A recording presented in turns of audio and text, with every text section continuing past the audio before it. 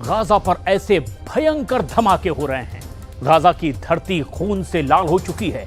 आसमान में मौत के परिंदे मंडरा रहे हैं। चारों तरफ काला धुएं का गुबार। ऐसे में इजराइल कह रहा है कि वो स्थायी युद्ध विराम के लिए तैयार है, लेकिन अब एक बड़ी शर्त इजराइल ने रख दी है हमास पर।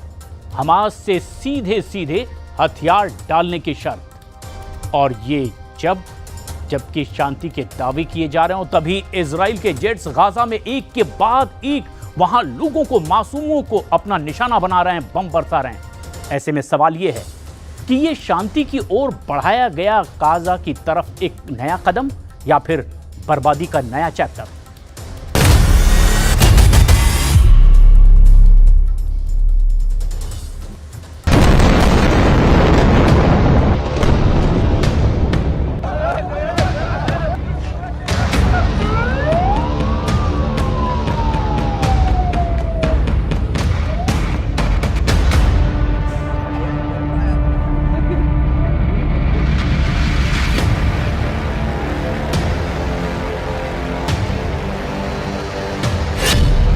नेतन्याहू का शांति का पैगाम या शुरू होगा नया घमासान।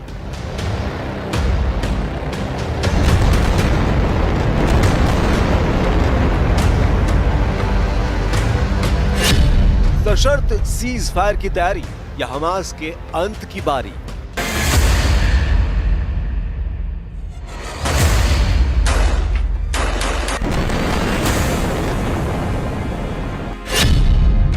इजराइल ने गाजा में शुरू कर दिया है ऑपरेशन पीस।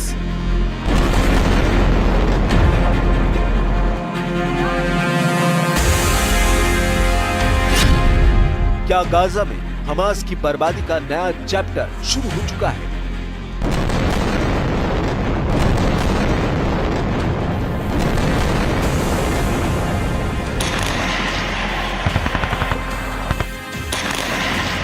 दुनिया की नजरें इस वक्त गाजा में इजराइल के एक्शन पर टिकी हैं, क्योंकि लगातार इजराइल की आसमानी स्ट्राइक के बीच बेंजामिन नेतन्याहू ने सीज फायर के उस प्रस्ताव का जिक्र कर दिया है जिसका इंतजार इस वक्त दुनिया के कई देशों को है। यह प्रस्ताव है स्थायी सीज फायर का। लेकिन खबर है कि इस स्थायी सीज फायर के लिए इजराइल के प्रधानमंत्री बेंजामिन नेतन्याहू ने एक बेहद कड़ी शर्त रख दी है। इस शर्त के मुताबिक हमास को पहले हथियार डालने होंगे और गाजा पर अपना कंट्रोल छोड़ना होगा। यानी नेतन्याहू ने भले ही अपनी तरफ से सीज फायर की पहल की है, लेकिन इस पहल में एक बड़ा दांव छिपा है। उस दांव को समझने के लिए पहले नेतन्याहू का वो पूरा बयान सुन लेते हैं जिसमें उन्होंने स्थायी तौर पर युद्ध विराम की बात कही है। President Trump and I have a common goal. We want to achieve the release of our hostages. We want to end Hamas rule in Gaza. We want to make sure that Gaza does not pose a threat to Israel anymore. In pursuing this common goal, we have a common strategy.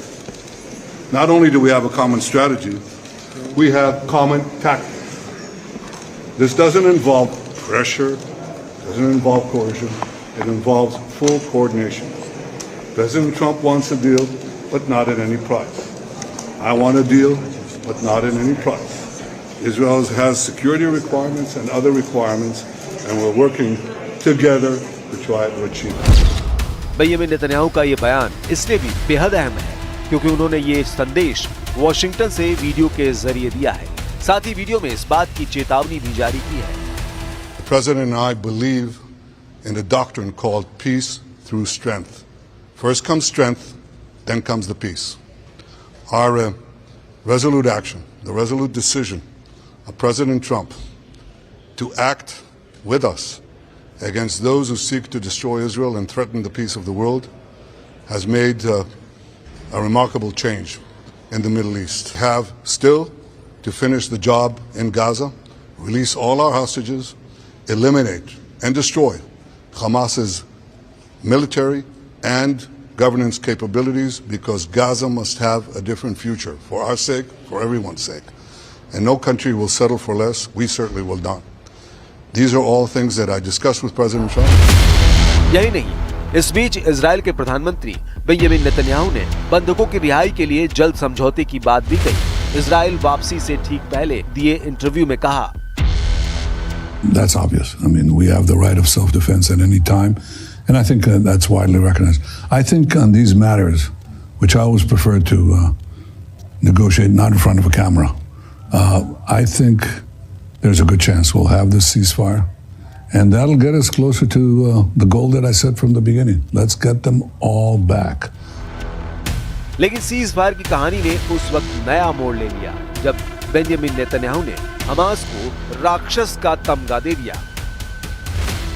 We are talking about a 60-day ceasefire in which half the live hostages and half of the deceased hostages would be returned to Israel by these Hamas monsters, you know. And yes, I think we're getting closer to a deal. यानी शांति के प्रस्ताव के बीच Israel न सिर्फ Hamas को इन हालात का जिम्मेदार बता रहा है, बल्कि हमास को राक्षस बताकर उसके जड़ से सफाई की प्लानिंग भी कर रहा है। दरअसल इजराइल अपने नागरिक बंधकों की वापसी के लिए हमास के साथ डील करना चाहता है। 60 दिन की इस अस्थायी शांति में पहला कदम बंधकों की रिहाई है, लेकिन क्या बंधकों के नाम पर हो रही ये बातचीत वाकई निष्पक्ष है या फिर ये सिर्फ एक रणनीति है जिससे इजराइल को सैन्य बढ़त मिले और हमास को पूरी तरह कुचला जा सके। गाजा में बंधकों से कहीं ज्यादा संख्या उन मासूमों की है जो हर दिन मारे जा रहे हैं, जिनकी आवाज सुनने वाला कोई नहीं। और इन्हीं हालात को समझने के लिए आपको गाजा में जंग की ताजा कहानी को समझना होगा।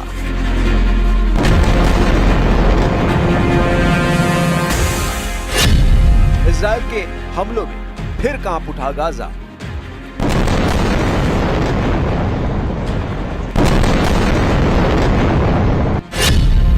आईडीएफ की स्ट्राइक में 80 से ज्यादा फिलिस्तीनियों की मौत।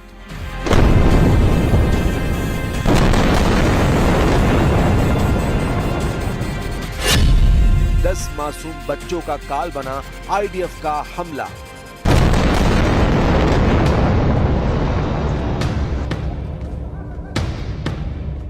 एक तरफ नेतन्याहू दुनिया के सामने अपना शांति संदेश दे रहे हैं, तो दूसरी तरफ गाजा में इजरायली वायुसेना अपना कहर बरपा रही है। आलम यह हो चुका है कि गाजा में अब जंग बच्चों की लाशों और मलबों के बीच लड़ी जा रही है।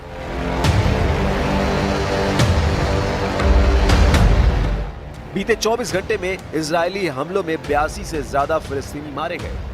मरने वालों में 10 बच्चे शामिल हैं। खबर है कि डेर अल बालाह के एक चिकित्सा केंद्र के बाहर लाइन में खड़े 10 मासूम बच्चों को बम से उड़ा दिया गया।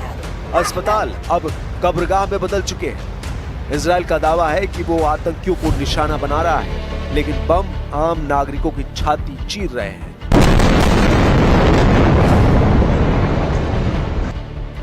आसमान से बरसती मौतें गाजा की सड़कों पर बिखरी। लोग पूछ रहे हैं कि ये कौन सी जंग है जहां मासूमों का नरसंहार हो रहा है। دمهم يعني هذول الأطفال يعني لا أكل ولا شرب ولا جوع ولا يعني جوع معهم ولا في إشي يعني متوفر لهم الأطفال. قلت ما يرفعوا حالهم يلعبوا يعني مش حرام هذول ضحايا؟ إيش ذنبهم الأطفال؟ إيش ذنب أمهم كمان ربطهم وعبت عينهم؟ إيش ذنبهم؟ هذول أطفال أبرياء. وين يا عالم؟ وين العالم يسمعنا إحنا وين؟ इजराइल के सैन्य अभियान को कई वैश्विक विश्लेषक नरसंहार कह रहे हैं। अस्पताल, स्कूल, राहत केंद्र कुछ भी सुरक्षित नहीं है। बमबारी में मरने वालों में 40% से ज्यादा महिलाएं और बच्चे हैं। इजराइल का कहना है कि वो आतंकियों को मार रहा है, लेकिन आंकड़े कहते हैं कि शिकार आम लोग हो रहे हैं। गाजा का हर कोना एक कब्रिस्तान बन गया है। हर सड़क पर अब मातम पसरा है। अस्पतालों के सामने कतारें लंबी हैं। डॉक्टरों की भारी कमी हो चुकी है। दवाइयां और बिजली लगभग नदारद हैं। जिनके घर थे वे अब टेंट में हैं, और जिनके पास टेंट नहीं वे खुले आसमान तले जीने को मजबूर हैं। संयुक्त राष्ट्र कह रहा है कि 90% गाजा की आबादी अपने घरों से उजड़ चुकी है। 5 लाख से ज्यादा लोग भुखमरी के कगार पर हैं। बच्चों में कुपोषण की दर 146% तक बढ़ गई है। इस वक्त गाजा में आम लोगों के दर्द की कहानी ये है जिसे शब्दों में बयां करना मुश्किल है। कब्रिस्तान जहां जिंदगी का आखिरी पड़ाव होता है, वहीं से गाजा में जिंदगी की एक नई शुरुआत हो रही है। फर्क सिर्फ इतना है कि ये शुरुआत मौत से भी ज्यादा खामोश, डरावनी और असहाय है। सोचिए, जहां सब कुछ तबाह हो चुका है, वहां अब गाजा के लोग कब्रों के बीच जी रहे हैं। कहीं एक माँ ने अपने बच्चों के लिए कब्र की मिट्टी पर चादर बिछाई है, कहीं कोई बूढ़ा अपने बेटे की कब्र से सटा सोया है, क्योंकि अब उसके पास कोई और ठिकाना नहीं बचा। बमबारी ने घर छीने, भूख ने शिविरों की जगह भी छीन ली। अब इंसान उस जमीन को ठिकाना बना रहा है जो कभी अपनों के लिए आखिरी नींद का बिस्तर थी। कब्रिस्तान में न तो छत है न दीवारें, बस यादें हैं और खौफ है। रात को आसमान से गिरते धमाके और दिन में जलते सूरज की तपिश, दोनों से कोई राहत नहीं। लेकिन सवाल यह है कि आखिर ये लोग यहाँ क्यों हैं? क्योंकि स्कूलों पर बम गिर चुके हैं, अस्पतालों में जगह नहीं, शरणार्थी शिविरों में घुटन है और बाकी जगहों पर मौत मंडरा रही है। ऐसे में कब्रिस्तान ही एकमात्र सुरक्षित जगह बची है। विडंबना देखिए, जिंदगी अब उसी जगह से उम्मीद बांध रही है जहां मौत की कहानियां दफन है। एक छोटी बच्ची जो अपने पिता की कब्र पर रोज सोती है, कहती है, यहाँ अब्बू का साया तो है, बाहर कुछ नहीं बचा।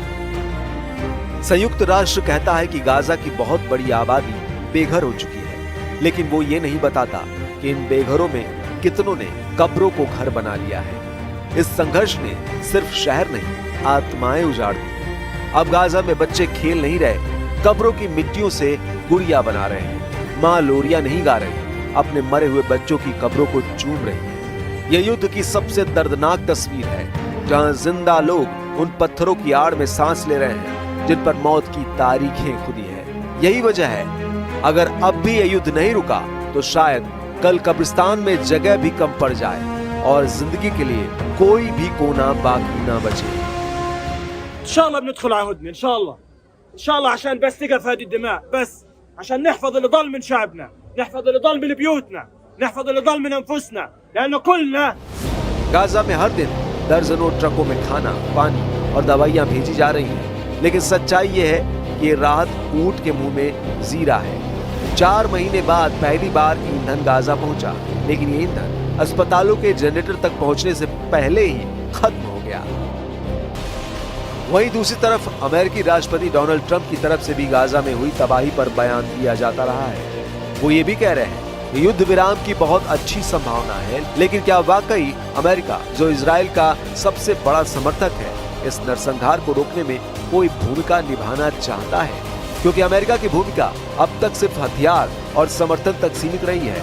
अमेरिका की मदद से ही इजराइल ने गाजा में कोहराम मचा रखा है। लेकिन इसी बीच इजराइल के रक्षा मंत्री इजराइल काट्ज गाजा का सपना दिखा रहे हैं, यानी एक ऐसा सपना जिसकी आड़ में सैकड़ों आम लोगों का कब्रिस्तान दबा होगा। राफा शहर को फिर से बसाया जाएगा। शुरुआत में यहाँ 6 लाख फिलिस्तीनियों को रखा जाएगा, आखिर में 21 लाख लोग बसाए जाएंगे। लेकिन जो कुछ इजराइल कह रहा है वो इतना सीधा भी नहीं है। इजराइल चाहता है कि उसके सैनिक दक्षिण गाजा में मौजूद रहें। वहीं हमास और मध्यस्थ देश चाहते हैं कि यह संघर्ष स्थायी रूप से रोका जाए। यही वो टकराव है जिसने दोनों पक्षों के बीच समझौते को अभी तक कागज से जमीन पर नहीं उतरने दिया। इजराइल के आंतरिक राजनीतिक दबाव भी बढ़ रहे हैं। कुछ कट्टरपंथी मंत्री इस डील का विरोध कर रहे हैं। उनका मानना है कि हमास से किसी भी तरह की बातचीत युद्ध को अधूरा छोड़ देना है। इन सब के बीच गाजा की आम जनता, जो इस युद्ध का सबसे बड़ा शिकार बनी है, एक स्थायी समाधान का हल चाहती है। भूख से बिलखते बच्चे और बंधकों की रिहाई की मांग, सब कुछ इस उम्मीद में बंधा है कि शायद अब एक नया सूरज उगे। احنا مش قد الحروب، احنا بدنا نعيش، بدنا ناكل خبز. المعي موتى، هذا كله بموت، هذول صغار يا عمي. مش هتروش يدعوا اولاد الصغار. طب يقولوا والله بدنا نهدي، بدنا نكسب دار فلان، خلينا نخلي الدار، ناخذ البلد من الصغار. مش حياه هذه يا عمي. सवाल वही, जब बमबारी में स्कूल और अस्पताल उड़ाए जा रहे हो तो रोटी और दवाएं किसके काम आएंगी? किसी देश की मदद कब तक चलेगी? और क्या इससे जमीनी हालत सुधरेगी?